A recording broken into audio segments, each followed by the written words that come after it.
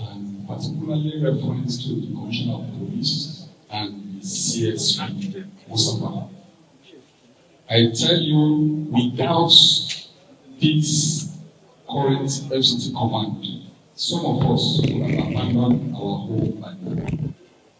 Whereas Achiki was speaking on Friday night, 12:02. And the next, they already have dates for all of us. The next Friday is supposed to be the 10th of one of our leaders in the community. He confessed. That's what he said. The police asked him, what's the next move? And he told them, on next Friday, we're supposed to pick so person. Then the following Friday, we're supposed to pick me, myself. But to God be the glory with the help of anti-kidnapping commander and his team, and the DPO and everybody in the police team. Now, those of us that are supposed to run away from our house, we are now sleeping fine. The police are still patrolling every night to ensure we sleep well. Now, I have this to say to our able working minister of FCT. This interests me because he's been able to turn around the federal capital in terms of infrastructure. But with all this infrastructure, if we cannot sleep in our house, it becomes very, very useless.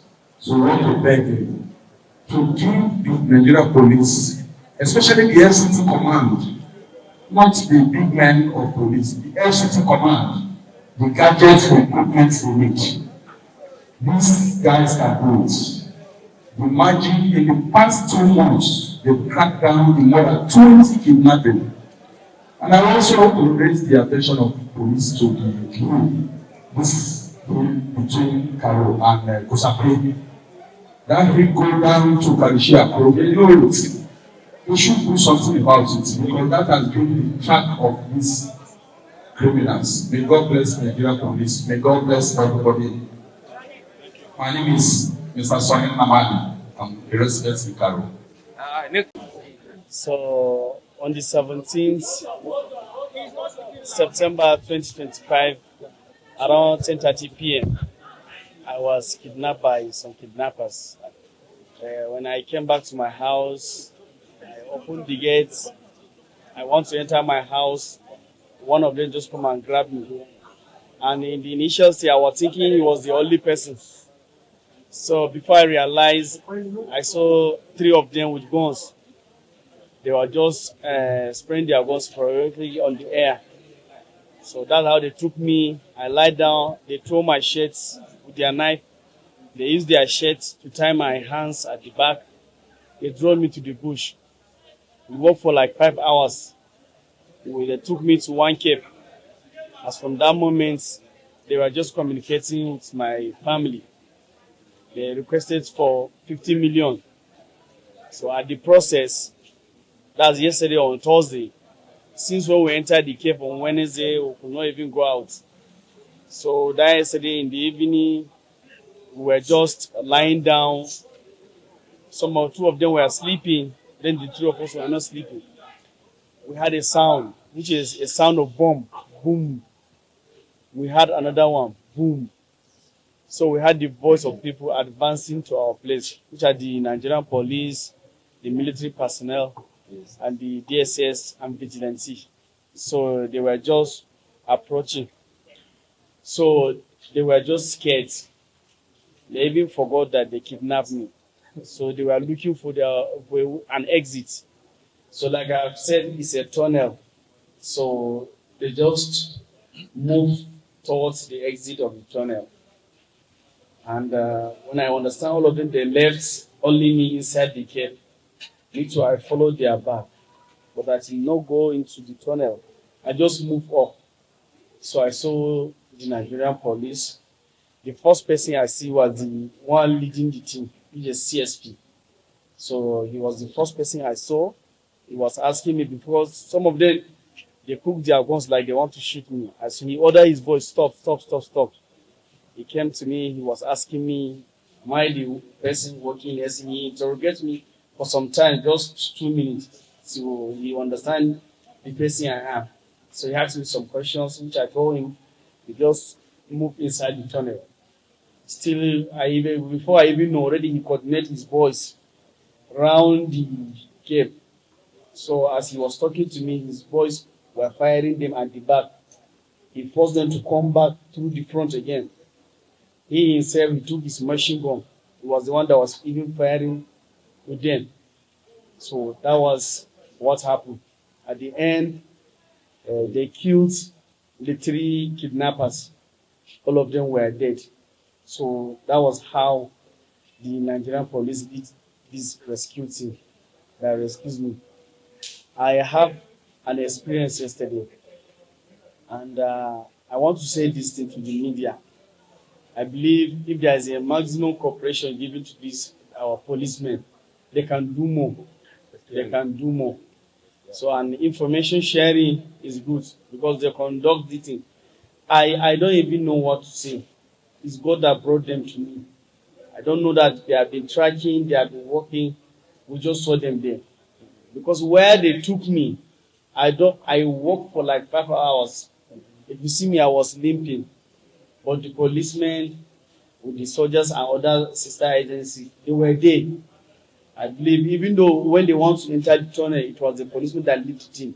All of them, they played their vital roles. I want to thank the police because they are on top of this thing. For them to even trace us that place is another thing. Even I'm limping. I trekked for 5 hours. Seriously, I want to thank the Nigerian police force. And like I've said, information sharing is good. We, the public, can work with them. Even when these things happen, my landlord have to call the police. Since that very day in the night, the police, they were on it. Different units, they were on it before the anti-crime unit. So it's a work done by the police. I would still want to thank them. They have did a good job. So the public, we should be giving the information. And I want to appeal to at this meeting, I want to thank the minister and my AMC coordinator and my acting director. They played a vital role.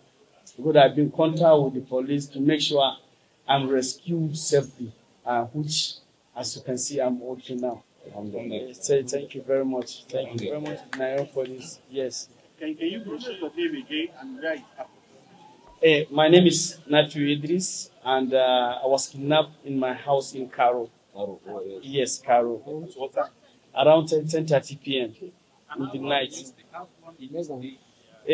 I was together with them since that until when the police rescued me yesterday, around 6:30.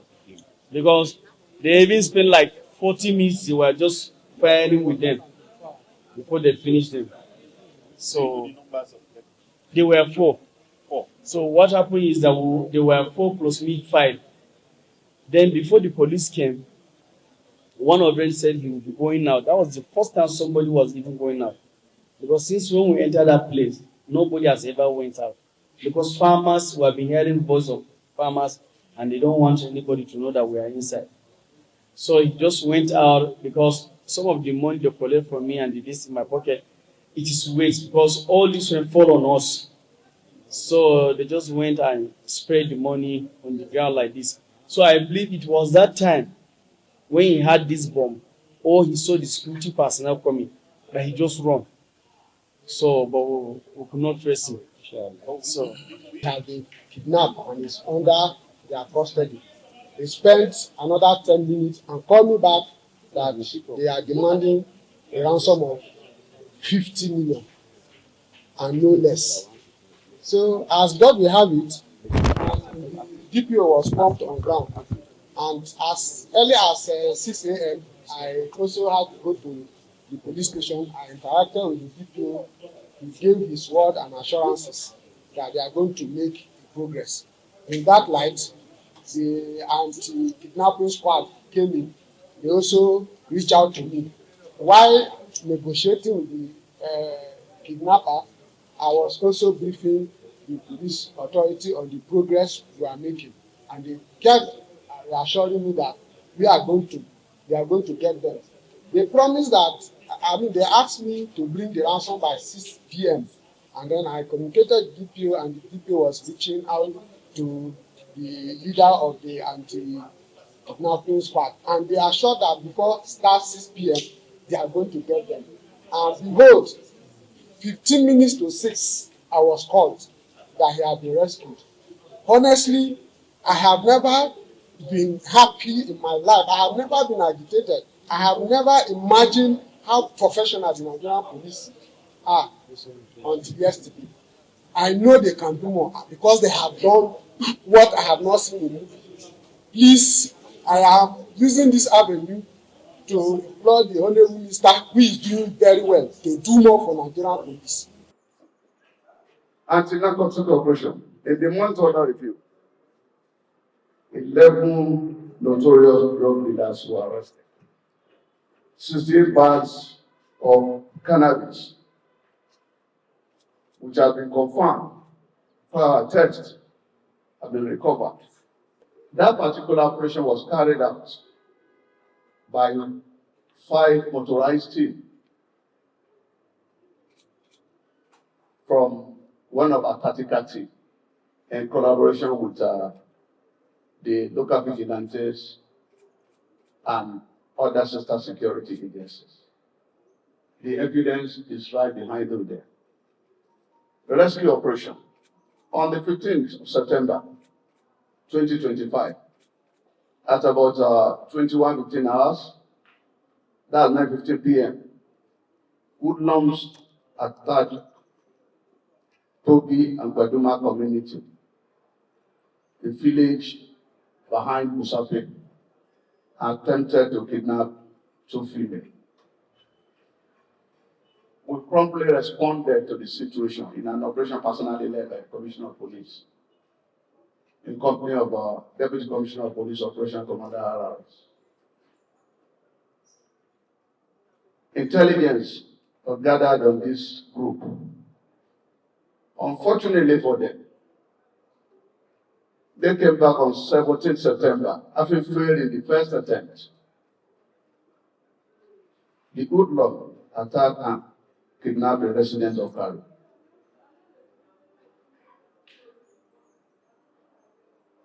To God be the glory. Within 12 hours of this abduction, in a massive manhunt coordinated by our anti-kidnapping unit, led by SP Mustafa, we back up from the military, the civilian joint task force, the vigilante, and the hunters. The man kidnapped was successfully rescued around 6:30 p.m. of yesterday. It was a life-threatening battle that involved 30 minutes of heavy gun duel between our operative and the school law. So God be the glory. The rest is history, as their weapons were recovered. Victim rescue alive is here to give his testimony, while some of the hoodlums paid dearly for what they've been doing. It will interest you to know that 75 personnel were involved in that single operation. Expensive, purposeful, and successful. One chance operation has been a trauma in Abuja. To God be the glory, we are winning the war against one chance criminals. We were able to bust 3 syndicates within the time under review. 115 ATM cards were recovered of this criminal. You will have opportunity to interview some of his victims after this might address. Firearm recovered within the time under review.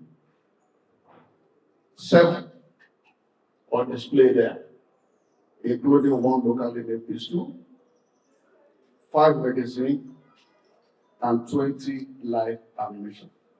These were recovered mainly from the kidnappers.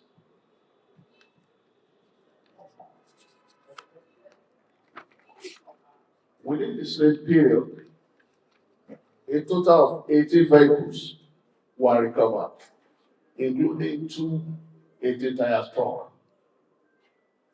9 suspects in connection with this crime of car theft were arrested. Something interesting about this operation is that the truck driver was part of the team that instigated some of this crime. So, due diligence is required when engaging anybody to work with us. December months are the leave for us to move forward collectively. This is the time of the year when people have refused to work for the past 8 months. We want to reap where they did not sow. We need synergy, cooperation, vigilance, and intelligence sharing. This is the only way to keep everybody safe. We have always assured you, police is your friend, and your security remains our priority. The more you collaborate with us, the more we will be successful in the fight against crime and criminality. We've escalated our community engagement. Within this period, we've had a meeting with the League of Imam, Christian Association of Nigeria, the HLR Group. Effort is ongoing to engage youth from various communities. We have a group that is currently partnering with us, and that is the team called You Against Crime International. That team has been on field, and they do very fantastically well to ensure that we increase our awareness in terms of personal safety and security. I won't conclude this address without giving specific appreciation to our men on the field who have been taking the risk to keep Abuja safe. On behalf of the entire FCT, I want to say a sincere thank you for their commitment, gallantry, and sacrifices. The arrest and recovery we are displayed today stand as a clear testament to our unyielding resolve to claim the Federal Capital Territory of criminal elements. We cannot and will not permit the reckless act of few individuals to endanger the collective safety, security, and dignity of FCT, as well as the life of well-meaning Nigeria residents.